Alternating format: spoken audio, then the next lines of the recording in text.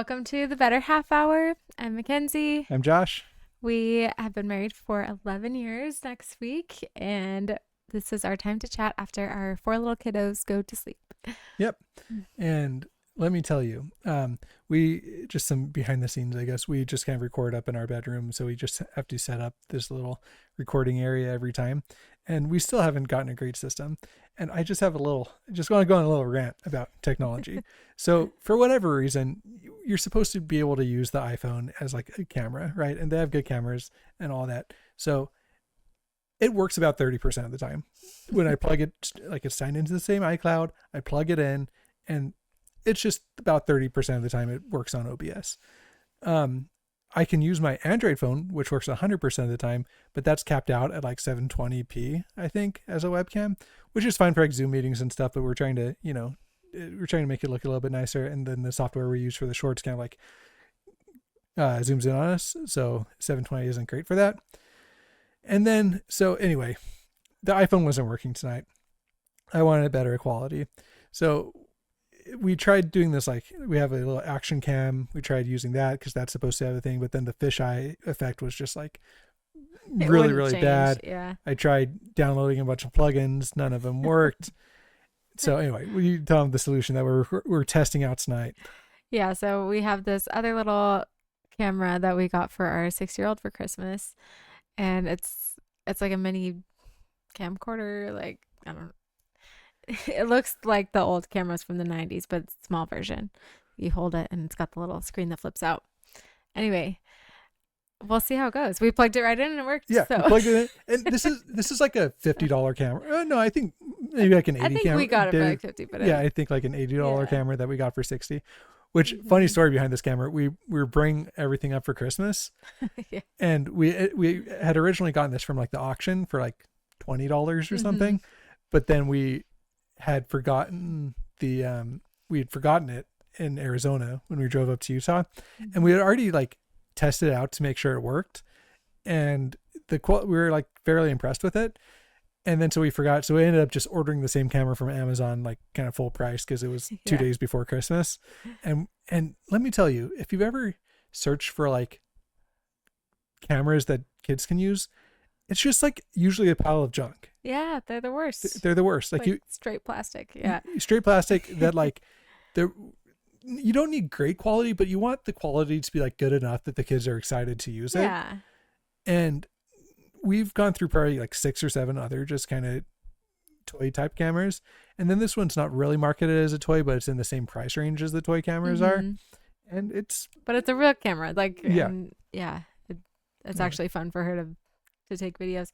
Mainly that way she can do it on her own SD card and doesn't take up all the space on our phones, because she'll record for like an hour. So so we just have a SD card that we can just offload real fast and pop another one in and send her on her way. Yeah. So. And it's easy for her to hold, and And turns out we might commandeer this. We'll see how this turns out, but we might just commandeer it as our recording camera.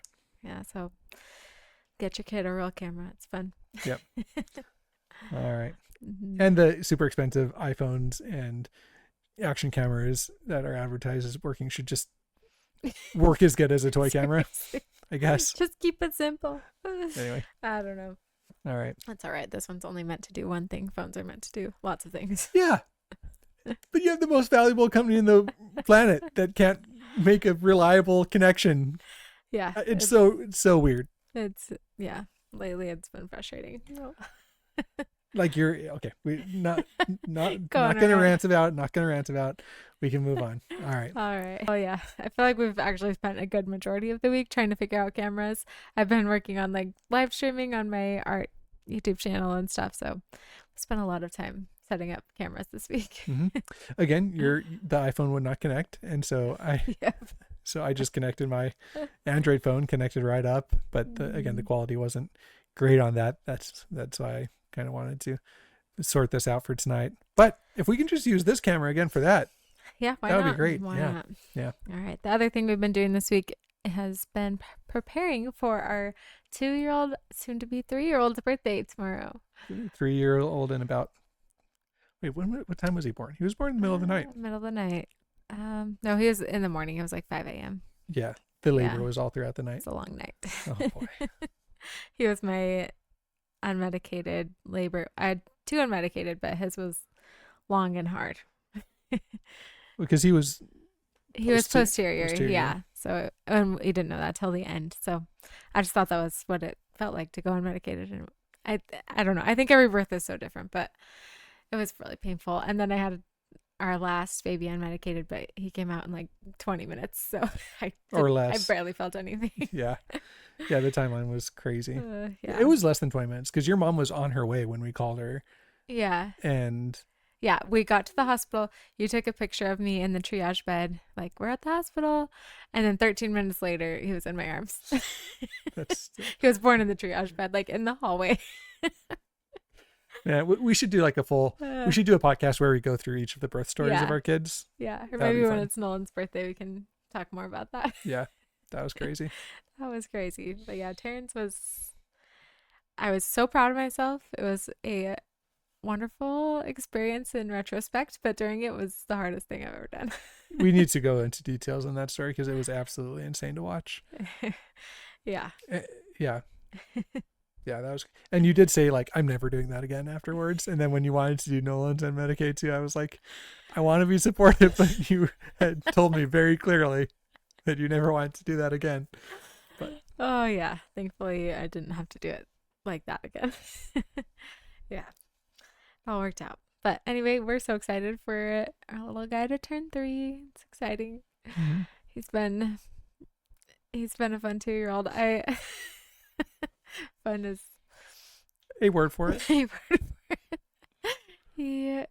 I feel like everyone talks about the terrible 2s, and with our first 2 kids, 2 was just magical. Like, they were just sweethearts, just pretty easy at 2 years old, and I loved age 2. And with our third, Taryn, he's been like, he is so sweet. He's the most adorable child, but he's also just a lot. Pretty high maintenance kid. And I have experienced the terrible 2s with him. We have, and I don't know. It's been the other kids, like when they turned 3, I feel like 3 was so much harder than 2. And with Taryn, I don't see it being easier or harder. I hope it's not harder than 2. Yeah. I don't Yeah. know. I think I'm hoping he'll get a little bit easier, but I don't know. I don't know if he will. It's so funny because I don't want to talk too much about our kids and stuff, but like, I feel like Taryn, he's like either super, super, super easy or Mhm. super, super, super hard. Yes. Like, there's really not a lot of in between. You know, like he's either just the easiest kid, like just happy playing with his toys, Uh-huh. happy doing his own thing. He's a super really good loving- listener when yeah, we go out. Good listener, yeah. Yeah. Super loving, like tells you how much he loves you and will give you the best hugs. Uh-huh. Or he's just like whacking his little brother, whacking the dog, like Really emotional. being super, Anyway, I don't know. We always talk about how, like, if he was an only child or if he was our first kid, we would think like parenting was so easy. Like, he's just Mhm. yeah. Just because so if you're sweet. paying attention to him, Yes, if he has all your attention, he's great. And then he's just and If- and you know, as a parent, like he's just acting out for attention when he Mhm. does act out. So you know it, and when we give him attention, he like modifies his behavior, and it's hard to like be mad at him for anything because Mhm. he doesn't like, that's just part of the thing with having multiple kids is you can't give them 100% of your attention. Mhm. And so anyway, we're trying, and if you have any suggestions, I guess drop them Yeah. in the comments. But This is also the closest age gap we've had. They're barely 2 years apart. And I know some people have them closer than that, but it's a challenge. and 2 boys. Hmm. Last time we went boy, girl, boy. Yeah, I don't know if there's some like competition thing going on, but Yeah. whew, we're getting through it. Yep.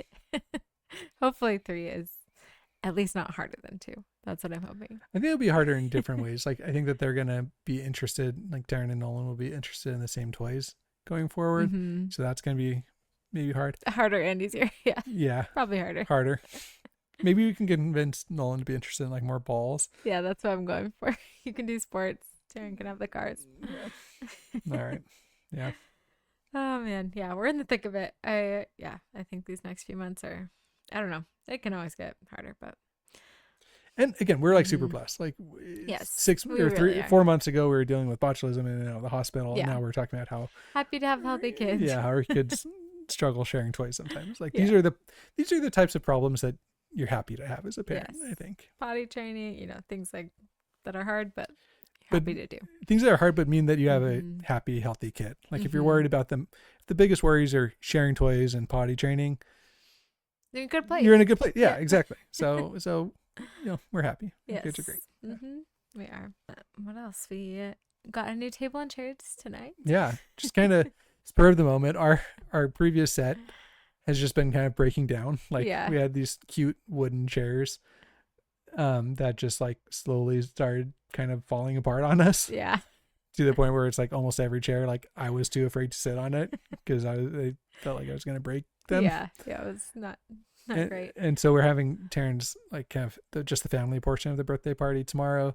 And so I was like, I found a set of 6 chairs on Facebook Marketplace for like $100, and they look like they're in pretty decent shape. So I sent them to McKenzie. I'm like, hey, should we get these just kind of for tomorrow? She's like, yeah, but they're not going to match our table. Then I found a table for $60. So Actually, really great. So we got a table and chairs for $160 for the whole set. And I drove all around the East Valley, Yep. picking them up in our van. Yay for a minivan that can fit big furniture. Yeah. It's funny because I was hoping to do it all in one go or not take the legs off the chairs. So I texted like 3 people with trucks and none of them could do it. So I'm like, all right, minivan it is. And Yeah. it worked out just fine. Yeah. And I wish we had more fun stories to share, but about the Facebook Marketplace, because going back, we had some crazy stories, but they were pretty simple. Yeah. Well, the second one, the lady, kind of like boomerish lady, like older, Mm-hmm. and she couldn't figure out how to work Venmo. Oh. So, so like, I don't know, it just wasn't loading for her. Like she was opening the Mhm. app and it just wouldn't load. Oh man. And so she was like, I don't know what to do. I'm like, I can look up your phone number. And then she gave me her phone number and pulled her up. So I was pretty happy about that. That's good. Yeah. That's But- good. Glad it all went pretty smooth for you. Yeah. And we looked up the table. It's like a $600 table Yeah. or something. It's in pretty good shape, like a few scratches, but it's gonna get scratched up anyway. Yeah.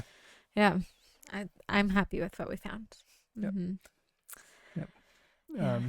Afton was like, we're just changing our entire house. I'm just ready for them to get super emotional about the whole table. She was happy about it though. I remember with our oldest Liam, he does not like change, and like when he was 3 probably, we moved a bookshelf in his room, like from one side of the room to the other side. Could not handle it. It's bad. It was bad. Or when we got new carpet, when he was like I forgot about that. he was like a year and a half maybe, Uh-huh. and we recarpeted the house, and he was like losing it over like the old carpet. It was like a 15-year-old house. I don't think it was the not house nice. the carpet had ever been done, Uh-huh. and yeah, he could not handle it. He's gotten a little better. Yeah. Yeah. At least Sure. Yeah. All right, we love our children. Yeah. Do a little bit of venting about them tonight, but they're great. They're great. Everyone has their things, Yeah. It's okay. You sort of changed. Yep. All right. Oh man. See, I got a Reddit story for you. Okay, let's do it. Just gonna burn through this. Okay, so we'll just see. We'll see how you feel about this. Okay. This is from Emma the A-hole, for not following American tipping rules. Okay, so English is my second language. I may make some mistakes. I, 34, male, white collar, was on a business trip. I'm from Poland, currently living in Warsaw. Recently had a one-on-one client dinner in New York City. To keep anonymity of everyone involved, I won't drop any names or people of people and businesses. We went to a nice fine dining restaurant. I spent roughly $650 on us two. I tipped $50 after the client, American, had left. Even before I paid the bill, he had another meeting, and also that's partly why I didn't feel the pressure to tip the American way. And I was still sitting there. I was texting my boss, updating him on the deal and finishing up my dessert. The waiter asked if something was wrong with the service. I said that was great, to which he asked if there was a reason why did you tip me so little. I got kind of angry, and I said I gave him $50, which I found rather generous. So he told me, should be grateful for that. I understand that American tipping system, but I'll refuse to be a part of it as I find it dumb and crazy. Anyway, he went on to explain how the tipping system works in a polite way. I'll give him that. I asked him that, well, what difference in his work does it make if I order a $5 burger or a $200 steak? He carries the same plates, the same route, etc. I don't want to sound like an obnoxious European, but when I tipped 50 euros in Paris, the waiter was initially so surprised they brought it back to me. So maybe the problem was with Americans. So basically, I refused to tip more and left. I kind of feel like the a-hole here, but I would go against my rules to tip such a crazy amount. Okay. How much was the bill? 650. Okay. Yeah. He tipped 50. Mm-hmm. So like, what? 8%? Maybe? Yeah, less than 10. Yeah. Yeah. What do you think? I hate tipping culture too. I hate tipping culture too, but you have to do it. Like, yeah. Okay. In some ways I hate tipping culture and the fact that it's spread so far out of just like service-based things. You know what I mean? Mm-hmm. Like I saw a video of somebody who was using a self-checkout. Like they went to a convenience store. There was a self-checkout at the convenience store and asked for a tip. Like that's ridiculous. Like, who are you tipping? Yeah, you're not tipping anyway. You're just paying more money to the store. Yeah. Like, so I think that's what people really talk about when they say they hate tipping culture. But I get like everything's going to ask for a tip. You know what I mean? Like I'm not offended by it being like, I just say no. Like if nobody helped me, then I'm not going to tip. Yeah, sure. But the restaurants, you should know in America that the restaurants, that's the way that they have their wage system is based on tipping. Yeah. Which I wish all the plates could just cost 20% more and then you weren't expected to tip. Yes. I think that most people wish that's how it was. I don't know about, I've heard conflicting things from wait staff, but as a consumer, that's how I wish it was 20% more. And then the wait staff and the management could, duke it out on how that's paid out. But that's not how the system is, Yeah. Cause it's, I don't know. You always worry that you're going too high or too little. It's like. I think that 15% is pretty standard. Yeah. And then if it was really good, you go higher. And if there was an issue, you go lower. Yeah. You know what I mean? Like, and I hardly ever go, I usually aim for 15% or more. I don't think I can remember the last time when I went lower than that. Yeah. But we also don't eat out very much because I don't like spending a lot of money on food. Yeah. But then, it is like, just because the meal costs more, was it more work to? But again, like serve it. Probably not, but maybe. It's not just the serving; it's the knowing what's on the menu, being able to answer the questions, which at fancier restaurants is harder to do. There's much more nuance to the menu. Yeah, you know what I mean. Like, and so and you're expected to be able to answer questions straight away, and so it's not just bringing out the food. It's being, the whole knowing the whole deal, being able to, interface with the customer in the back room, not back room, but like, yeah. So I don't know.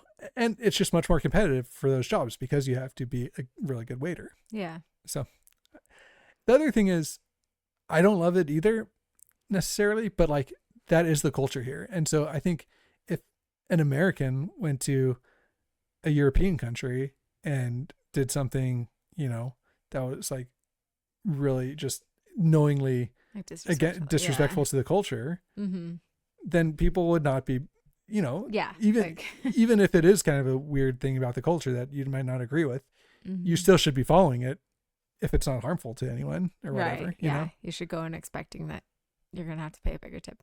Yeah. Yeah. Yeah. It's like, I can't really think of much in Europe because I haven't visited, but yeah, like just in general, you should follow local customs when you're a tour in like a foreign country. You should be following their culture. Yeah. Anyway. Do you think it's okay for the waiter to like ask about that? Yeah. I think you would. I think just as like a general thing, like you should, because your boss might ask about it. If your boss sees on the receipt, that you like, only did got, you do a bad job? yeah. Because I don't know if everything goes to the waiter. I think Mm-hmm. that a lot of the times it's split between like the person that greets you, Right. and then like the busboys and stuff. Like I think the Mm-hmm. tip is split. So if somebody has like a big bill, and that maybe that bill might have been prioritized, and like the whole team might have worked to make that really good, and so Mm-hmm. it might raise some flags if somebody got the tip wasn't good. Yeah. So I think you would want to know as like a employee. Yeah. Like, did we do something wrong? Or Yeah, yeah, it makes because sense. your manager might Need ask, feedback. and so if they did say, yeah, like Mm-hmm. you didn't refill my water or whatever, then you could say that. Or if it's just like, yeah, he's European and doesn't like tipping, then that's kind of like a, yeah. Yeah. That's a good point. Yeah. I just That's a think good. I think that last sentence is really what got me was, um, and this is, I'm going to kind of adjust it because there's typos and stuff. So basically, I refuse to tip more and left. I feel kind of like the a-hole here, but it would go against my rules to tip such a crazy amount. Like, it's not, I guess it is kind of your rules, but again, like, it's kind of the agreement that you're signing up for Mm-hmm. when you go to an American restaurant, Yeah. is that you're going to be tipping at least 15 to 20%. Yeah. And so it's not your rules It acts aren't, like that's like a moral value. yeah, Like, that's not.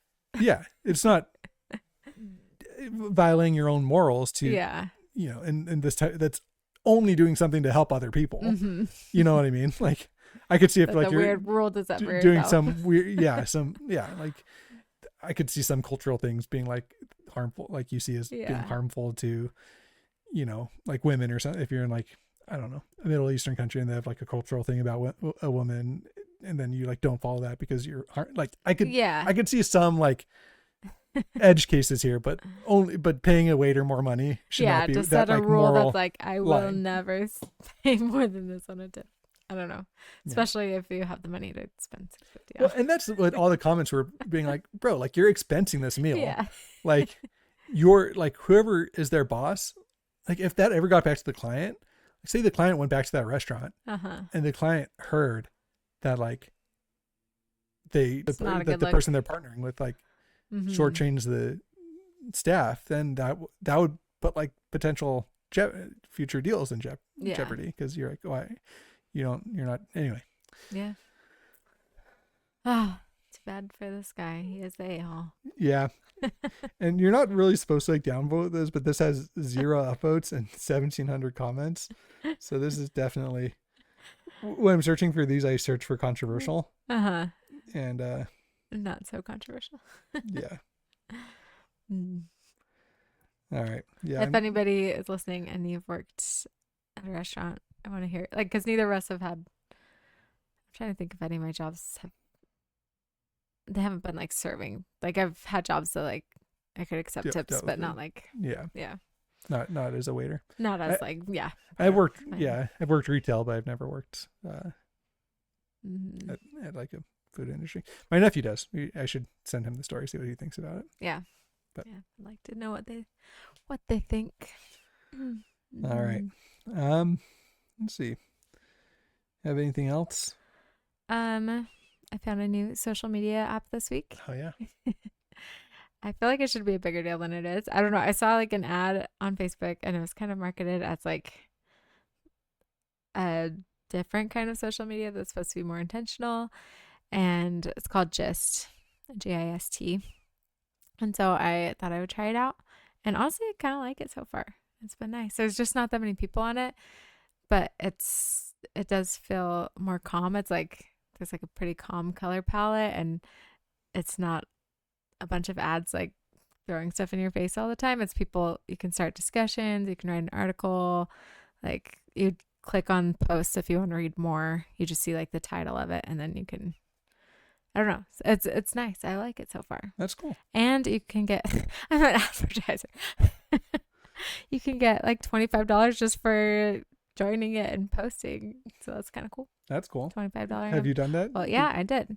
Well, I think you get a $20 Amazon gift card for like your first 3 posts and 5 comments. And then you can use a referral code to get another $5 and cool. refer other people. And then you get $5 if they join. Wow. So Okay. it's worth trying. Worth trying. Yeah. And I'm not big on social media. I don't do Instagram anymore, but I've liked this. Nice. It's been good. We could post Yeah, we might some more stuff here. start Yeah. a page for our podcast on there. I'm not sure how to use it for podcasts yet, but we'll try it. That's the thing, is there's just not that many people. So like if you like use a hashtag or something, people will actually see your stuff, which is kind of fun. Is there a hashtag gist What do of you people mean? like talking about the app? Yeah. Okay. Mm-hmm. All right. Well, that's interesting. Mhm. I really want to start developing my own the social media app. Yeah. Have I talked about this on this I don't think we podcast? have. Okay, let me know if you guys think this is a good idea. I really want to make a social media app, and now with vibe coding, like might actually be possible. But We've been talking about it for years. yeah, but like make a social media app. In my head, it's kind of like a post, like you're sending a postcard to people. So here's the things with the app. You can only post, I haven't decided if like once a week or once a month. I kind of lean towards like once a month. Mm-hmm. And then you can only, so everybody can only post once every so often. And then, you only see on your timeline, you only see the people that posted that day. Mm-hmm. And maybe it goes in chronological order, or maybe you can, I don't want like an algorithm. You can maybe select like favorites. Like I would say, I want to see like this person that's at the top, or just go like chronological.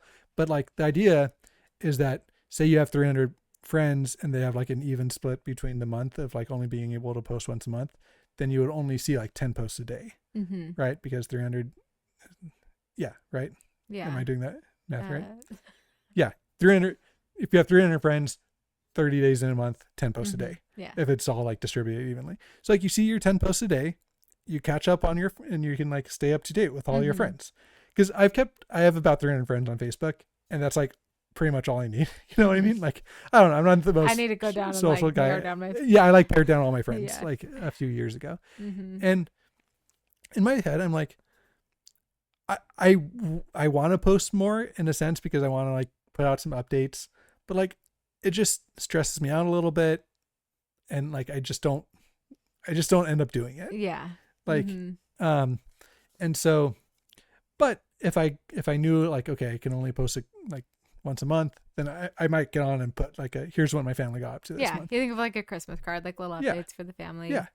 It's too much for 1 year, but like, yeah, you can do. And then, so you only see that day, and then maybe you can scroll day by day. So like if you missed a day, you could scroll back and just see that day. But like the idea is that there's no infinite scrolling. Yeah. And, it's just a way to keep up to date. Just a way to keep up to date. Would you have comments?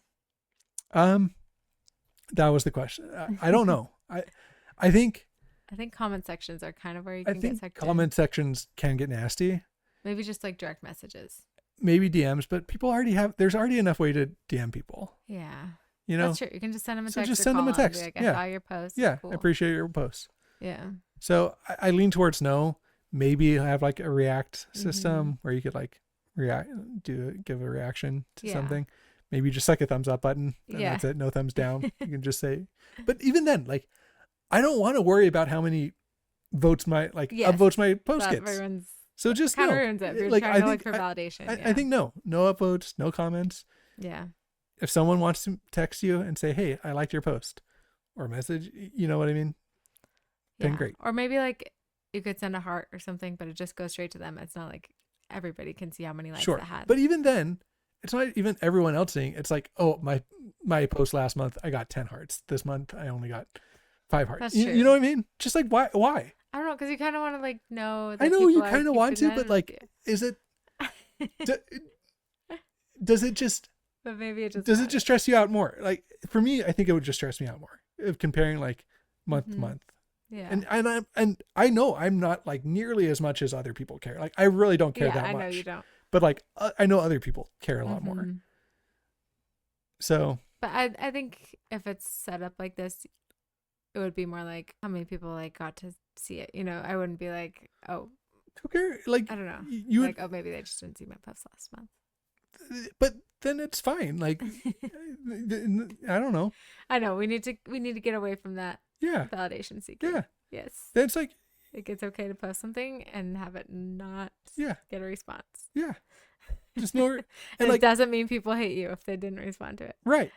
And because this would almost incentivize, like, to me, I want this to incentivize actual interaction with people instead of liking, or, you know what I mean? Like, so if there was a big update, then hopefully, you want to talk to that person, talk to them about that in person, or Yeah, I that's true. anyway. I think it would encourage actually reaching out to them. Yeah.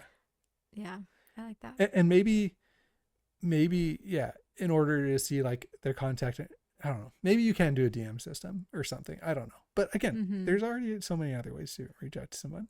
Yeah. Or maybe, okay, maybe you can only send a message with your contact information. Like say you like don't have somebody's phone number, you could like send a, hey, I like send something that basically says, hey, I want to talk to, like, I liked your post. If you want to talk about it, text me or contact me this way. So you have like that's the only thing you could send someone. Yeah, maybe something like that. I don't know. Yeah. Okay. Anyway. I like this idea. I was thinking about that with just like, it's interesting to like how social media started that way of like keeping in contact with your actual friends in real life, and like just feels like I don't know anybody on there, like it's not like a personal contact thing. It's kind of like Pinterest, like you can get ideas from other people, but it's not a way to connect with your actual friends, you know? Like it feels like there's two different things, like, and this would be more of connecting with real life people. Pretty much only connecting with real life people. Yeah. Because then it disincentivizes, like, I don't know, if somebody wants to put out like a monthly newsletter about politics or something, I guess they could, but like it would only be once a month.